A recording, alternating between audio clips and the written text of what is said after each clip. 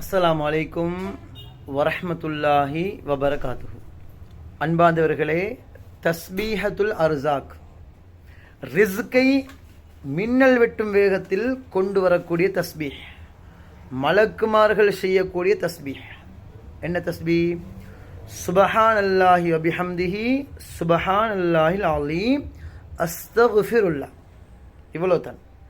நபி ஸல்லல்லாஹு அலைஹி வஸல்லம் அவங்க சொன்னாங்க, இந்த தஸ்பீஹ யாரு சுபஹ் தொழுக, அதாவது சுபஹுடைய அதானுக்கு பின்னால இகாமத்துக்கு முன்னால யாரு 100 தடவை ஓதி வருவாங்களோ மின்னல் வெட்டும் வேகத்தில் ரிஸ்கில் பரக்கத்தை கண்டு கொள்ளலாம்.